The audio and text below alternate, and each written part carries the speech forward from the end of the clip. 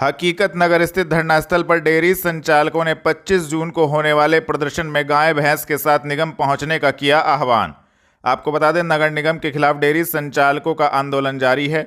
इसी क्रम में सोमवार दोपहर 3:30 बजे डेयरी संचालक संघर्ष समिति के अध्यक्ष संजय वालिया के नेतृत्व में डेयरी संचालकों ने हकीकत नगर में धरना स्थल पर धरना दिया। 25 जून को होने वाले प्रदर्शन में गाय भैंस के साथ नगर निगम कार्यालय पहुंचने का सभी डेयरी संचालकों से आह्वान किया गया। उन्होंने कहा कि वह लोग शहर से बाहर जाने को तैयार है, लेकिन उन्हें व्यवस्था उपलब्ध कराई जाए। जी, आज किस लिए पिछले 15 दिनों से लगातार डेयरी संचालक अपनी रोजी रोटी के लिए संघर्ष करते हुए लगातार पुतले फूकने का काम कर रहे हैं, धरना देने का काम कर रहे हैं कि नगर आयुक्त साहब होश में आने का काम करो। हम लोग अपने बच्चों की रोजी रोटी के लिए, शहर वासियों के स्वास्थ्य के लिए हम लोग डेयरी संचालक का काम करते हैं, शुद्ध दूध बेचने का काम करते हैं। कोई मिलावट भी हमारे दूध में होने का काम नहीं होती है। हम लोग अपने बच्चों के भविष्य के लिए, इस शहर के अच्छे स्वास्थ्य के लिए आप लोगों के बीच में हम लोग दूध बांटने का काम करते हैं। आज से 6 साल पहले तब के नगर आयुक्त साहब, जिलाधिकारी महोदय और मेयर साहब ने मिलकर हमसे कहा था कि हम लोग व्यवस्था देने का काम करोगे, आप बाहर जाने का काम करना। हमने बड़े दिल से स्वीकार करने का काम किया था, लेकिन अब फिर पिछले कई महीने से डेयरी संचालकों पर दल बल के साथ हमला किया जाता है। 2 गायें 2 भैंस, 1 भैंस 2 गायें खोलने का काम किया जाता है और उनसे मांडवाली का पैसे लेने का काम किया जाता है कि 21,000 की रसीद, 51,000 की रसीद, 11,000 की रसीद। हमारा गरीब डेयरी संचालक पैसे अफोर्ड नहीं कर सकता, क्योंकि ऐसी व्यवस्था हमारे पास नहीं है कि तत्काल हमारे पे 11,000 हो, 21,000 हो। हम लोग बड़ी मुश्किल से रात की रोजी रोटी का काम करते हैं। हम कहना चाहते हैं नगर आयुक्त साहब से, जिलाधिकारी महोदय से, अगर अब भी कल तक हमारा कोई समाधान या बातचीत करने का काम ना किया तो डेयरी संचालक 25 तारीख को अपने पशुओं के साथ नगर निगम में जाने का काम करेंगे। अगर वहां पर तब भी हमसे बातचीत का रास्ता ना निकाला गया तो वहीं पर अनिश्चितकालीन धरने पर बैठने का काम करेंगे। हकीकत नगर धरना स्थल पर शिक्षकों ने परिषदीय प्राथमिक एवं उच्च प्राथमिक विद्यालयों के मर्ज का किया विरोध।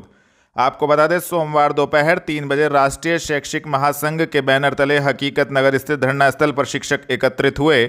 बेसिक शिक्षा परिषद के 50 से कम नामांकन वाले विद्यालयों की पेयरिंग एवं मर्ज प्रक्रिया का विरोध किया गया।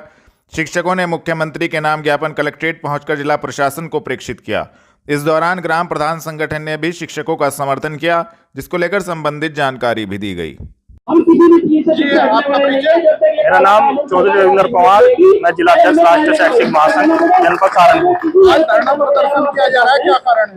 आज जो एक ज्ञापन का कार्यक्रम है, ये सरकार द्वारा जो 50 छात्र संख्या को आधार मानकर लगभग जनपद सहारनपुर के 324 विद्यालयों को मर्ज करने का कार्यक्रम किया जा रहा है, उसके विरोध में हम चाहते हैं कि सरकार इस कानून को वापस ले, क्योंकि इससे जनपद सहारनपुर में, अकेले जनपद सहारनपुर लगभग 1,000 पद संविदा कर्मी, शिक्षक, शिक्षा मित्र के समाप्त हो रहे हैं। तो लगभग पूरे प्रदेश में 60-70 हजार पद प्रभावित हो रहे हैं। तो हम सरकार से चाहते हैं कि इस कानून को वापस ले। उसी के विरोध में आज ये ज्ञापन का कार्यक्रम है, आदरणीय डीएम साहब के माध्यम से मुख्यमंत्री के नाम। अगर आपकी मांगे नहीं मानी जाती तो क्या? अगर हमारी मांगे नहीं मानी जाती तो उसमें हम, जो भी प्रदेश का नेतृत्व होगा, उसके आधार पर आगे की रणनीति बनाकर काम करेंगे। मैं अनुज प्रधान, जिला अध्यक्ष प्रधान संगठन सहारनपुर। आज हम लोग राष्ट्रीय शैक्षिक महासंघ के नेतृत्व में जिले सहारनपुर के अंदर रामलीला ग्राउंड में लोग इकट्ठे हुए। तमाम जिले के तमाम शिक्षक यहाँ मौजूद हैं और लगभग काफी प्रधान यहाँ मौजूद है। हम लोग एक शासन द्वारा एक काला कानून लाया गया कि 50 संख्या के बच्चों से कम जो विद्यालय है उन्हें मर्ज किया जाएगा। अब गरीब बच्चा है, गरीब बच्चा अगर कैसे रहेगा, उसकी अब केवल उसकी व्यवस्था नहीं है, आपने कोई व्यवस्था नहीं किया, अचानक कोई शासन आदेश जारी करेगा तो हम उसका घोर विरोध करते हैं।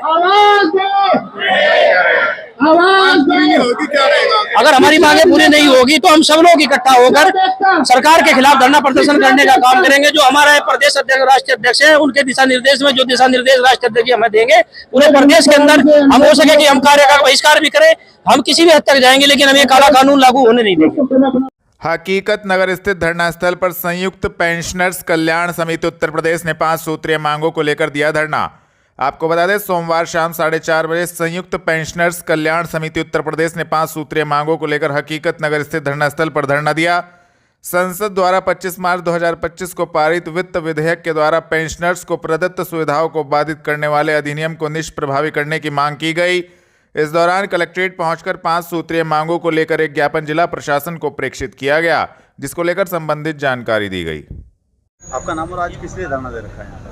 जी, आज ये संयुक्त पेंशनर कल्याण समिति उत्तर प्रदेश और स्टेट पेंशनर्स फेडरेशन नई दिल्ली के आह्वान पर ये जो आज धरना दिया जा रहा है सभी सेवानिवृत्त अधिकारी कर्मचारियों का, हर विभाग का, वो इसलिए है कि भारत सरकार द्वारा 25 मार्च 2025 को एक वित्त विधेयक पारित किया गया है जिसमें पेंशन के पुराने नियमों को बदला गया है और उसमें 8वें वेतन आयोग में हमारी पेंशन पर प्रभाव पड़ने का खतरा पैदा हो गया है, जबकि माननीय उच्चतम न्यायालय द्वारा इसमें नकारा SD नकारा बनाम यूनियन ऑफ इंडिया में स्पष्ट निर्णय लिया गया है कि ये मूल अधिकार के रूप में इसको स्थापित किया गया है और हमारी पेंशन पे कोई प्रभाव यदि पड़ेगा तो पेंशन संगठन उसका विरोध करेंगे। और ये विरोध इसीलिए है कि 25/3/25 का विधेयक केंद्र सरकार वापस ले। अगर नहीं वापस होता है तो आगे क्या? अगर नहीं हुआ तो फिर और आगे जो भी हमारे आह्वान करेंगे संयुक्त पेंशन कल्याण समिति और स्टेट पेंशनर फेडरेशन भारत वो उसके आह्वान पर हम कर्मचारी उद्दलित होंगे, आंदोलन करने के बाध्य होंगे और सरकार का विरोध किया जाएगा। चूँकि कुठाराघात है और हमारे बाल बच्चों का, हमारी ज़िंदगी का सवाल है, चूँकि पेंशन हमारे एक दूसरे पुत्र के रूप में हमारे काम आती है और हम भारत सरकार के वो लोग हैं कि जो उनके हर कार्यक्रमों को संचालित करते हैं, उनके हर कार्यक्रम में हम सरकार के सहयोग करते हैं और अपना योगदान देने के लिए हर टाइम तैयार रहते हैं। श्री विश्वकर्मा जन कल्याण समिति के त्रिवार्षिक चुनाव घंटाघर एक सभागार में संरक्षक doctor S.C. Dhiman, doctor Vinod Kumar एवं गंगेश्वर चुनाव अधिकारी द्वारा संपन्न कराया गया, जिसमें अध्यक्ष ब्रजमोहन शर्मा, महासचिव मुकेश कुमार, कोषाध्यक्ष ब्रजभूषण धीमान को निर्विरोध निर्वाचित किया गया। इसके उपरांत नई कार्यकारिणी की घोषणा की गई। का नाम और आज किस चीज़ का चुनाव हो रहा है यहाँ पर? मेरा नाम ब्रजमोहन शर्मा है। आज श्री विश्वकर्मा जन कल्याण समिति का हमारा जो पूर्व की तरह इलेक्शन है, चुनाव है। पिछली समिति जो है वो अपना कार्य करके पूर्ण कर चुकी है। अगला समिति आज गठित की जाएगी, जिसका चुनाव होगा, जिसके नामांकन है उनके नामांकन के अनुसार ही उनको वोटिंग की जाएगी। जो भी यहाँ जीत कर आएगा उसका जो है नाम घोषणा कर दी जाएगी अगली समिति की, जो अगले 3 साल तक के लिए रहेगी। फिर हमारा 3 साल का पीरियड होता है हमारी समिति का, फिर अगले 3 साल दूसरी समिति ऐसे ही गठित की जाएगी। आज 22। तो इसके लिए क्या वोटिंग होती है, निर्विरोध चुना जाएगा? ज़्यादातर हमारी जो रही है, हमारे यहाँ कभी चुनाव नहीं हुआ, सब निर्विरोध ही हो जाता है, क्योंकि हमारा समाज में सभी लोग जो बुद्धिजीवी हैं और वो अपना मत जो है चुपके से दे देते हैं और निर्विरोधी समिति का गठन कर लिया जाता है। आपका नाम? मुकेश जी, क्या जो आज चुनाव का निर्णय लिया गया, कौन किस पद पे? हमारा त्रैमासिक वार्षिक चुनाव होता है, उसमें आज निर्विरोध निर्णय लिया गया। अध्यक्ष पद के लिए श्री ब्रजमोहन शर्मा जी, महासचिव के लिए मुकेश कुमार जी और कोषाध्यक्ष श्री ब्रजभूषण शर्मा को निर्विरोध चुन लिया गया। तो सबको आपने बधाई वगैरह दी? सबको बधाई दी गई। और जो हमारी पहले कार्यकारिणी समिति थी, नहीं, जो हमारे पदाधिकारी थे तीनों पहले वाले, वही आगे जो है रिपीट कर लिए गए। ठीक है। रायवाला में 400 से ज्यादा दुकानों पर लगाए गए लाल निशान दुकानदारों ने स्वयं न हटाया अतिक्रमण तो निगम करेगा ध्वस्तीकरण। आपको बता दें, प्रतापनगर एवं रायवाला बाजार में नालियों पर किया गया अतिक्रमण हटाने के लिए सोमवार शाम 6:30 बजे नगर निगम द्वारा दुकानों के बाहर थैलों पर लाल निशान लगा दिए गए हैं। निगम अधिकारियों के मुताबिक करीब 400 से ज्यादा दुकानों पर लाल निशान लगाए गए हैं। 1 जुलाई से पहले यदि दुकानदारों ने स्वयं अतिक्रमण न हटाया तो आगामी 1 जुलाई मंगलवार से निगम द्वारा अतिक्रमण ध्वस्त किया जाएगा। प्रतापनगर एवं रायवाला क्षेत्र के व्यापारियों से इस बात पर सहमति हो चुकी है। जनपद में सहारनपुर विकास प्राधिकरण ने जोन 8 के अंतर्गत अवैध निर्माण कार्यों को किया सील एवं ध्वस्त। आपको बता दें, सोमवार शाम 5:30 बजे सहारनपुर विकास प्राधिकरण ने जोन 8 के अंतर्गत दीवारों एवं कॉलम के निर्माण कार्य को सील कर दिया। 22 बीघा भूमि में अवैध प्लॉटिंग हेतु डिमार्केशन के कार्य को ध्वस्त किया गया। भूखंड डिमार्केशन के कार्य को इस दौरान ध्वस्त किया गया। उपरोक्त कार्रवाई शमीम अख्तर सहायक अभियंता, शोएब आलम अवर अभियंता के सहयोग से संपन्न की गई। कलेक्ट्रेट में कस्बा पठेड़ निवासी व्यक्ति ने आश्रम में हुई चोरी का खुलासा किए जाने की करी मांग, दी जानकारी। आपको बता दें, सोमवार शाम 4 बजे कस्बा पठेड़ निवासी व्यक्ति कलेक्ट्रेट स्थित जिलाधिकारी कार्यालय पर पहुंचा और न्याय की गुहार लगाई, जिसमें उसका कहना था कि कस्बे में एक आश्रम है जिसमें चोरी हुई थी और आज तक उसका खुलासा नहीं हुआ है। इस संबंध में पीड़ित ने जिला प्रशासन को एक प्रार्थना पत्र भी प्रेषित किया। आपका नाम और आज किससे क्या पता है? हम मेरा नाम स्वामी रामेश्वरानंद सरस्वती है। मेरे गुरु का नाम स्वामी वितरागानंद सरस्वती है। मैं जात आश्रम पठेड़ का संस्थापक हूँ। लगभग 40 साल से वहाँ रह रहा हूँ। 1985 से वहाँ रह रहा हूँ मैं, और उसकी स्थापना की मैंने। उसको लेकर के लोग जो हैं मेरे को बड़ा परेशान करते आ रहे हैं अनेक प्रकार से, और मुकदमे तक चल रहे हैं। जेल तक में मुझे पहुंचा दिया है झूठे केस लगा करके। यानी कि वो जगह मौके की है और मुझे वहाँ से भगा करके अपना उसको कब्जा करना चाहते हैं वो दबंग लोग।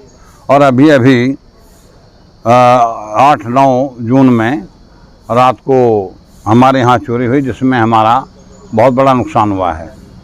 उसमें लगभग 1,55,100 रुपया नगद था, जो 2-3 जगह रखा हुआ था, और बाकी जो मेरे मोटरसाइकिल से संबंधित डॉक्यूमेंट्स थे वो साथ में चले गए। इसके साथ साथ में कुछ जो कागज़ थे आश्रम के विवाद से संबंधित थोड़ा सा वो भी चले गए हैं। और उसमें मैंने थाना तिलकाना को अवगत कराया, उनको प्रार्थना पत्र भी दिया उसी दिन 9 तारीख में ही। वो वहाँ मौके पर आए भी, 112 भी आई, लखनऊ से भी हमारी बात हुई। सर को SSP महोदय को भी मैंने फ़ोन किया। वो कहते क्या बात है, समय तो देखो। मैं कहा मेरी मजबूरी है, मेरे यहाँ चोरी हो गई है, बात यह है। चलो खैर, वो फिर मेरे पास मौके पर पहुँचे कई लोग, तो बस अभी देख रेख चल रही है। आश्वासन का वो दिया उन्होंने, साथ में यही नहीं, कुछ सामान जो है सातिराना तरीके से उन्होंने चोरी की है। कुछ जो मोबाइल थे, जो एक मेरा मोबाइल था, एक मेरे पास में एक लड़का कुलदीप आया हुआ था, वो ठहरा हुआ था, उसका मोबाइल भी वो दाएं बाएं डाल दिए। मेरा मोबाइल अंदर से कमरे से मिला, मैं बाहर पड़ा हुआ था, वो लड़का भी अंदर से अलग से बाहर पड़ा हुआ था। तो मोबाइल को देख करके पुलिस वाले बोल रहे कहेंगे ये तो चोरी की घटना तो लगती नहीं, हमें षड्यंत्र जैसा लगता है। चोरी मानने को तैयार नहीं हुए। तो क्या चाहते हैं आप? दोबारा फिर जी उसके बाद में यदि कार्रवाई हो गई होती समुचित तरीके से, मैंने कुछ नाम भी दिए थे और मैंने कहा था भाई हमारी आपको यदि शंका है तो हमारे फिंगरप्रिंट ले लो, और सामान हमने छुआ नहीं अब तक, उसकी फोरेंसिक जांच हम मांगते हैं। तो उन्होंने जब संतुष्टि ने कार्रवाई नहीं की, मैं SSP महोदय के यहाँ 11 तारीख में आया था। वहाँ से संबंधित तो सारे शिकायतें लेकर के मैंने वो प्रार्थना पत्र दिया था। उन्होंने उस पर आदेश भी कर दिया, हेडलाइन भी कर दिया उस विषय को, लेकिन अब तक उसमें समुचित कार्रवाई न होते हुए दूसरी बार 20-21 की रात को फिर दोबारा घटना को अंजाम दे दिया गया।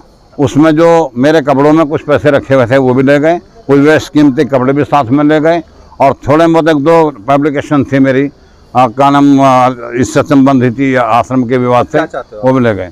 मैं चाहता हूँ कि मुझे उन दोषियों को पकड़ा जाए, फिंगरप्रिंट हो और साथ में फोरेंसिक जांच भी हो, जिससे मैं जो संदेह हमारे पर किया था पुलिस ने उससे भी साफ हो जाए, और जो दोषी हैं पकड़े जाए, सिद्ध हों। उन लोगों को शीघ्र हमारा सामान वापस कराते हुए उनको दंड दिया जाए, उनको कठोर से कठोर उनके खिलाफ की जाए। कलेक्ट्रेट में जिलाधिकारी की अध्यक्षता में हुई जिला स्वास्थ्य समिति एवं संचारी रोग नियंत्रण अभियान की बैठक। आपको बता दें, जिलाधिकारी मनीष बंसल की अध्यक्षता में कलेक्ट्रेट स्थित नवीन सभागार में राष्ट्रीय स्वास्थ्य मिशन के अंतर्गत गठित जिला स्वास्थ्य समिति शासी निकाय की समीक्षा, संचारी रोगों पर नियंत्रण हेतु अंतर विभागीय समन्वय समिति की बैठक सोमवार शाम 7 बजे आयोजित की गई। बैठक में जिलाधिकारी ने जननी सुरक्षा योजना, राष्ट्रीय दृष्टिहीनता एवं दृष्टि दोष नियंत्रण कार्यक्रम, नियमित टीकाकरण, आशा कार्यक्रम, परिवार कल्याण, प्रतिरक्षण कार्यक्रम, कुष्ठ उन्मूलन आदि की समीक्षा की गई। थाना कुतुबशेर पुलिस ने 200 ग्राम अवैध चरस सहित एक अभियुक्त को मानकमऊ से किया गिरफ्तार। आपको बता दें, वरिष्ठ पुलिस अधीक्षक के निर्देशन में पुलिस अपराध नियंत्रण हेतु अपराधियों के विरुद्ध कार्रवाई कर रही है। सोमवार शाम 5:30 बजे थाना कुतुबशेर पुलिस ने मादक पदार्थ की तस्करी करने वाले शातिर नशा तस्कर सलमान को मानकमऊ से गिरफ्तार करने में महत्वपूर्ण सफलता प्राप्त की है, जिसके कब्जे से 200 ग्राम अवैध चरस बरामद की गई है। संबंधित धाराओं में कार्रवाई करते हुए अभियुक्त को न्यायालय के समक्ष पेश किया गया है। गिरफ्तार करने वाली टीम में प्रभारी निरीक्षक एचएन सिंह, उप निरीक्षक अशोक कुमार मौजूद रहे।